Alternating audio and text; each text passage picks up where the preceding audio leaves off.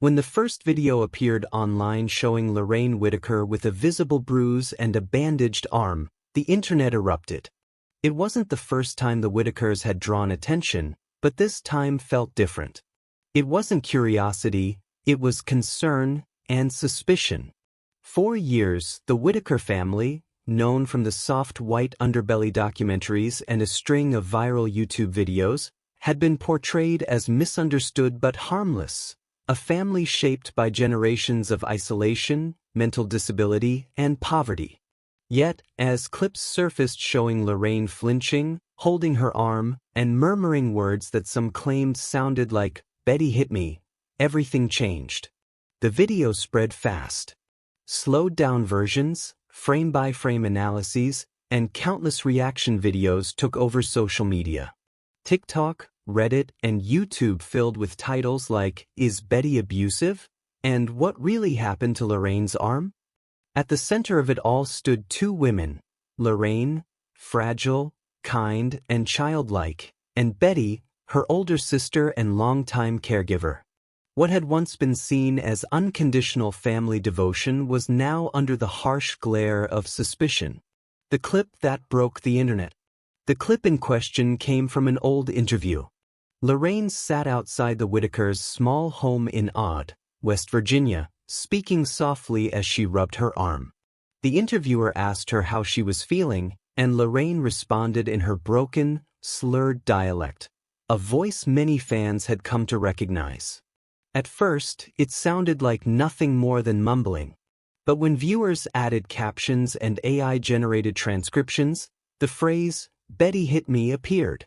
Whether Lorraine had actually said those words or not didn't seem to matter. The internet had already made up its mind. Comments flooded in. "That poor woman's trying to tell us something." They ignored every sign. "It's right there in her voice." "Where's the county? Why isn't anyone doing something?" People began demanding an investigation. Others rushed to defend Betty, insisting she'd always done her best caring for her siblings, all of whom have severe intellectual disabilities. The debate turned ugly fast. Betty's role under the microscope. For decades, Betty Whitaker had been the glue holding the family together.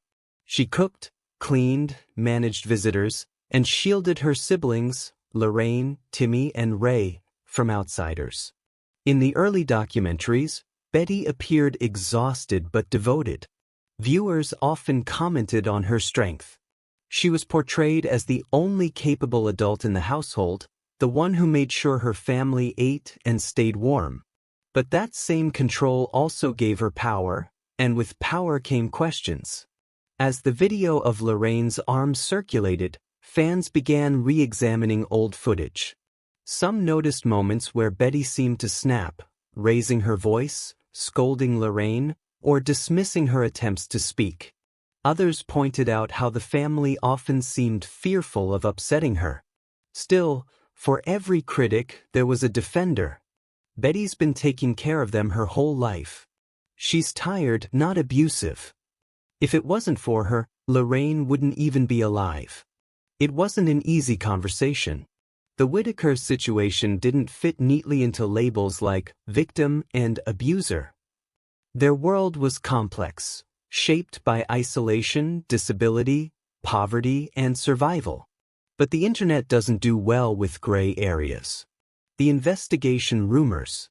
Within weeks, word began circulating that Adult Protective Services, APS, had stepped in. Local Facebook pages from Raleigh County started buzzing with unverified posts claiming Lorraine, Timmy, and Ray had been removed from the home. No official statements were released, but anonymous comments claimed to know someone in the county office, who said the family was now under protection. And then, something curious happened. The Whitakers' usually active supporters, like Brian and Patrick, who had been filming and fundraising for them, went silent. Patrick stopped posting updates. Brian released a vague statement saying he was stepping away for personal reasons. It didn't take long for viewers to connect the dots. If Lorraine's injury had triggered an investigation, the silence suddenly made sense. Still, The lack of transparency only fueled the speculation. Some accused the content creators of hiding the truth. Others suggested a cover-up, that local officials were protecting Betty or trying to manage the media fallout quietly. The truth, it seemed, was buried somewhere in the middle. Lorraine's voice, interpreted and misinterpreted. One of the hardest parts of understanding Lorraine's situation has always been her communication barrier. Due to her disabilities, she speaks in short, slurred phrases that only her family truly understands. So when internet strangers began interpreting her words, it was bound to get messy. AI captioning tools tried to make sense of her sentences, often generating wildly inaccurate results. In one video, the captions read, "Betty hit me," while others produced, "Betty help me," or even unrelated phrases. Despite the inconsistencies, the emotional response was overwhelming. People wanted to believe Lorraine was crying out for help. They needed a villain, and Betty became the easy target. It wasn't just about Lorraine's arm anymore. It was about every bruise, every mark, every tear she'd ever shed on camera. Viewers began revisiting footage frame by frame, treating each gesture as evidence. One user wrote, "Look how she flinches when Betty walks past, that's fear." Another countered, "No, that's her disability. Stop making things up about them." The arguments became so heated that YouTube channels began disabling their comment sections altogether. The media storm and ethical debate.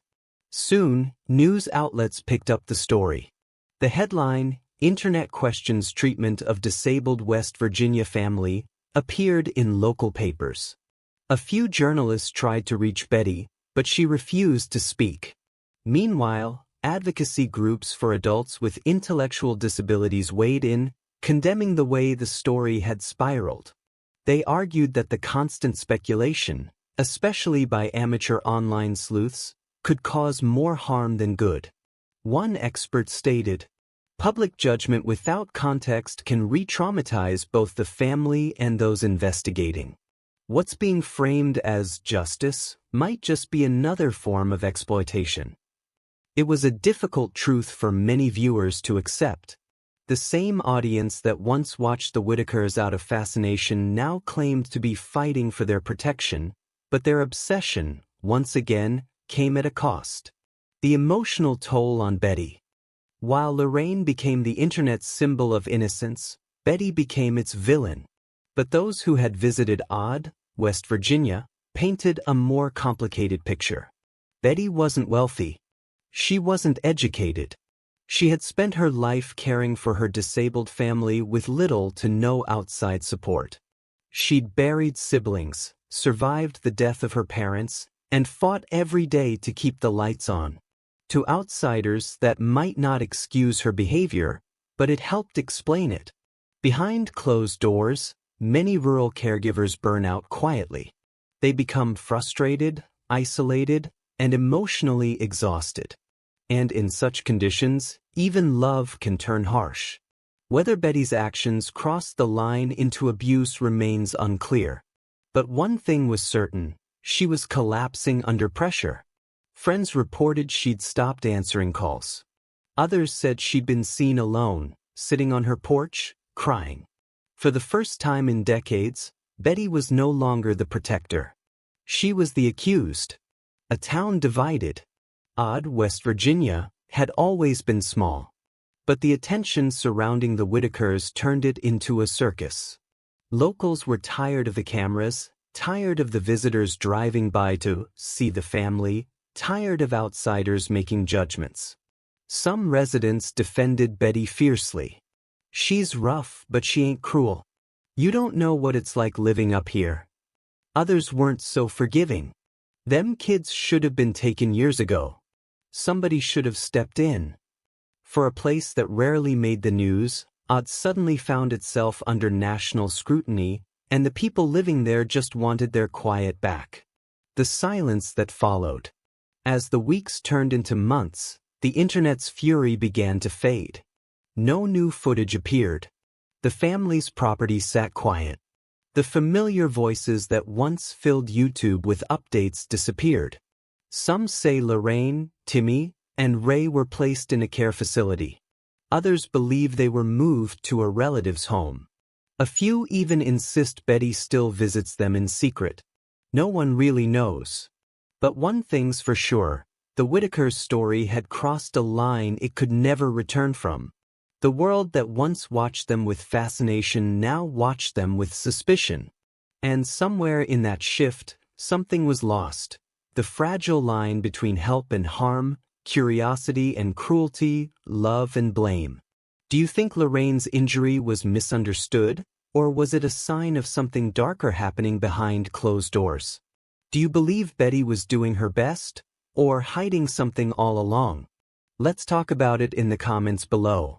And share what you feel, not just what you think. Hey guys, before we jump back in, I've got something exciting to share. You know how, here on Whitaker Household, we're all about comfort, creativity, and smart living? Well, I've found the perfect place that matches that vibe, Trekbow.com. Trekbow is honestly like a treasure chest for home lovers. You'll find all sorts of cool stuff, from cozy self-care essentials to innovative gadgets that make life at home easier and more fun. We're talking smart tech, beauty tools, wellness gear, and little upgrades that make a big difference every day. What I really love about Trekbow is how everything feels thoughtful. It's not just about buying products, it's about finding things that fit your lifestyle. I've even picked out a few of my personal favorites, and trust me, they're total game changers for your daily routine. So when you get a minute, check out Trekbow.com and see what catches your eye.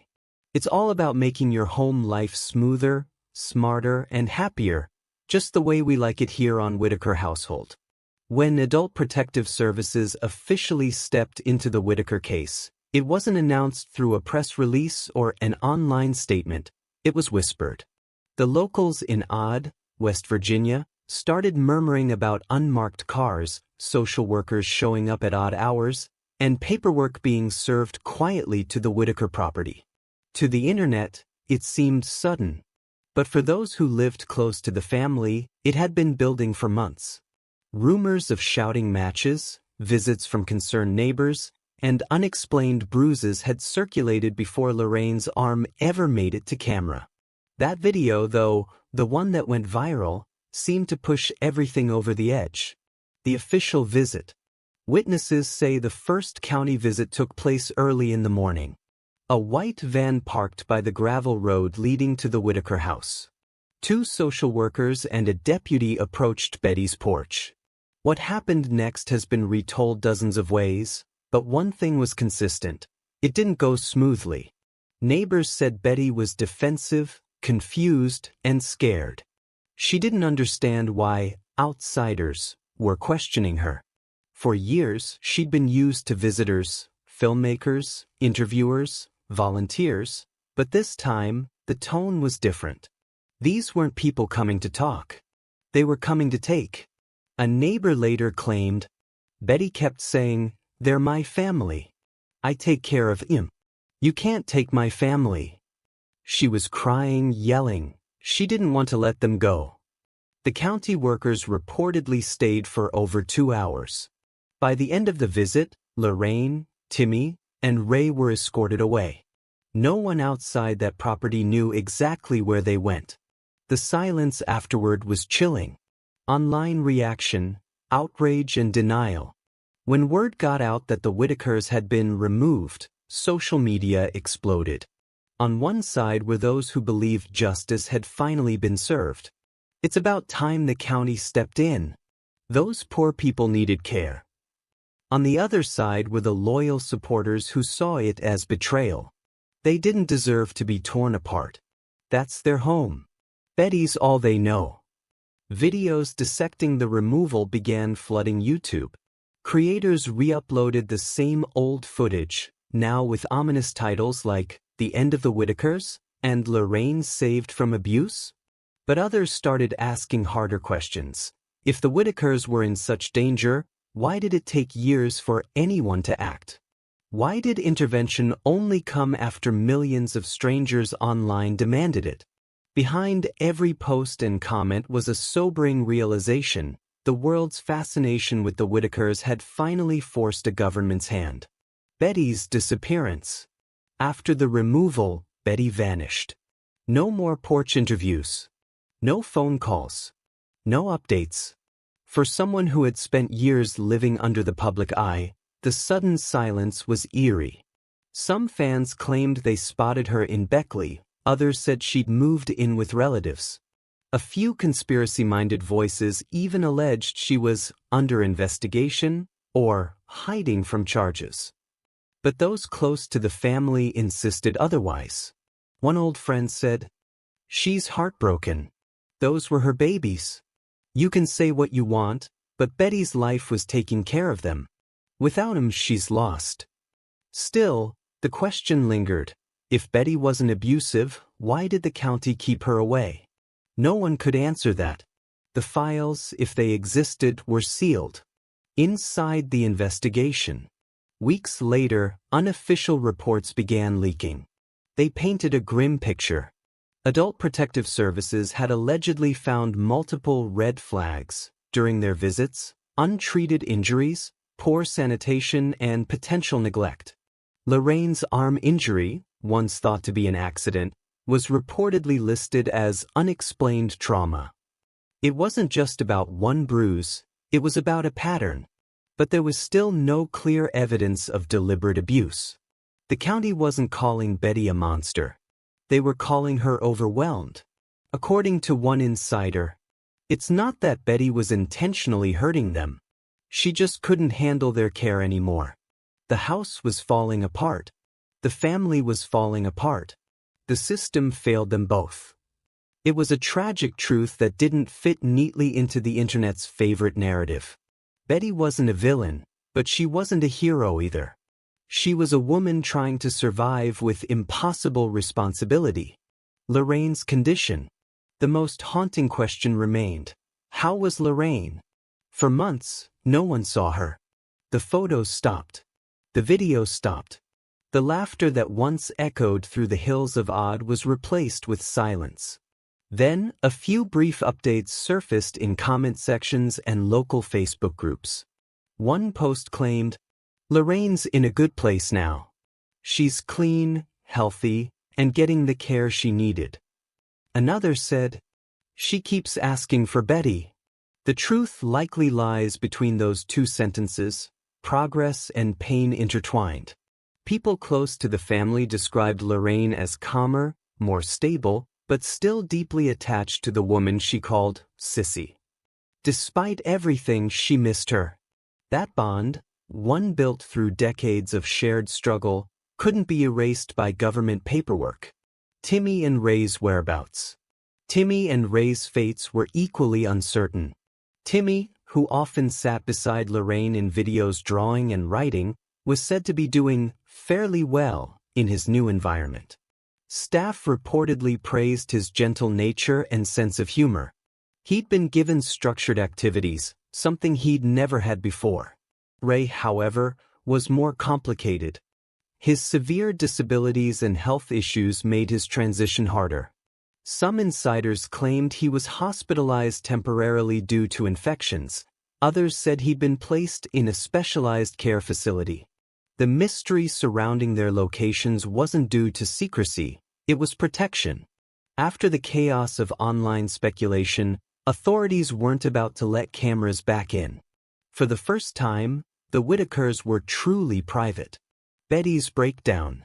Months after losing her family, Betty reportedly suffered what neighbors called a nervous breakdown. She was seen wandering near the old property, talking to herself, sitting on the porch of the now empty home as if waiting for them to come back. One neighbor said softly, "She's not the same. You can tell her heart's broke." She reportedly told someone, "They think I hurt them, but I love them. They was my life." Whether or not she believed she'd done anything wrong, Betty seemed consumed by guilt and grief. For years, she'd been the face of the Whitakers, their voice, their caretaker, their shield. Now, without them, she was just a woman haunted by silence. The internet moves on, but the damage remains. As time passed, online interest in the Whitakers began to fade.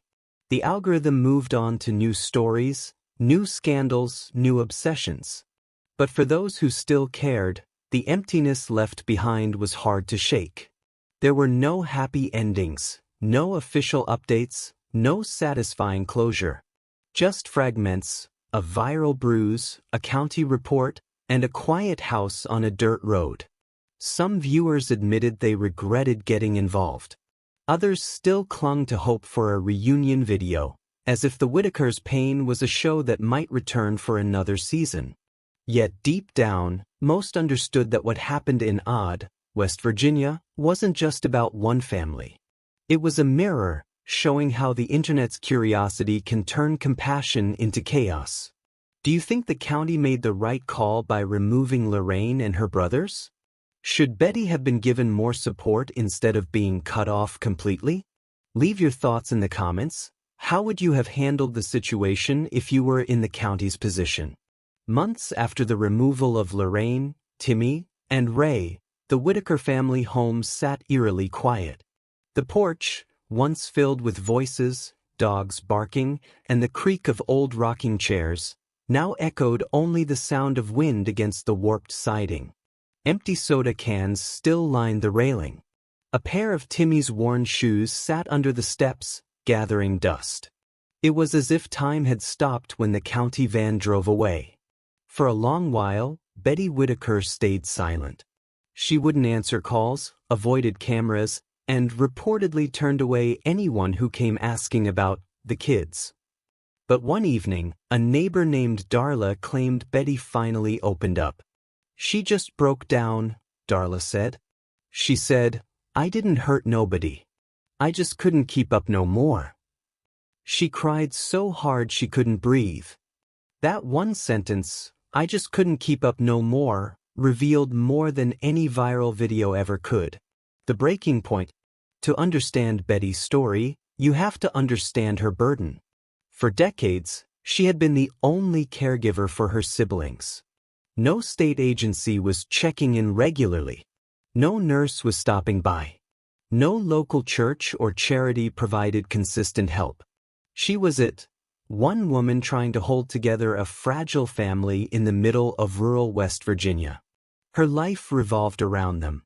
Cooking, cleaning, bathing, managing disability checks, and keeping watch over their every movement. If they got hurt, she was blamed. If they went hungry, it was her fault. If the house wasn't clean, people said she was lazy. But no one saw what it took to survive a single day inside that home.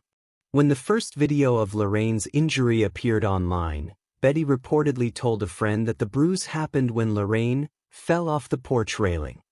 It wasn't far-fetched. Lorraine had been known to lean or stumble, often losing her balance. But the timing was terrible. To the internet, it didn't look like an accident, it looked like evidence.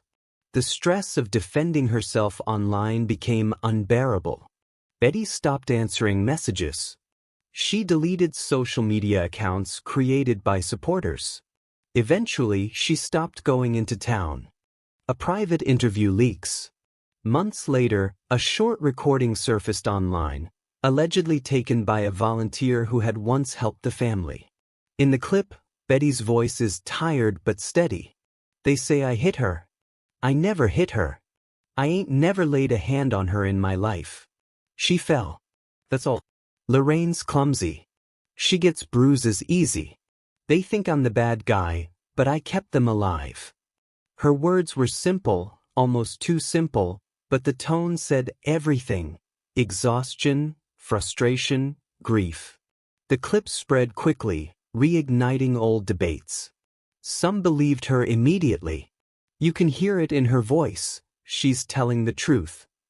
Others weren't convinced. Abusers always say they never did it. We've seen this story too many times. Still, for the first time in months, Betty had a voice again, one that wasn't filtered through rumor or headlines. Inside Betty's mind. Mental health professionals familiar with caregiver burnout weighed in. One psychologist described it like this: when someone spends years caring for multiple relatives with profound disabilities, without respite, without support, the line between patience and frustration can blur. Even a loving caregiver can snap under pressure. It was possible that Betty's truth and the county's truth could both exist at once. Maybe she hadn't intentionally hurt Lorraine, but maybe she'd lost control one day. Maybe it was a slap, maybe it was restraint gone wrong. Maybe it wasn't violence born of hate, but exhaustion that finally boiled over. The tragedy was that no one would ever really know. Not the investigators, not the viewers, and maybe not even Betty herself. Letters from isolation. A few months later, a small community pastor claimed he received a handwritten note from Betty. It wasn't long, but its tone was raw.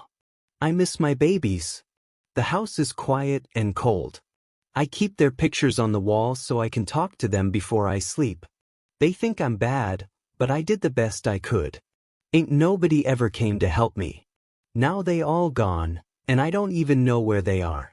Sometimes I dream they're still on the porch and I wake up crying. Tell them I love them if you see them." The pastor said he read it twice before realizing the enormity of it. A woman abandoned by the world, stripped of her identity as a caregiver, left to live in the ruins of her own story. When the letter leaked online, it struck a chord with thousands.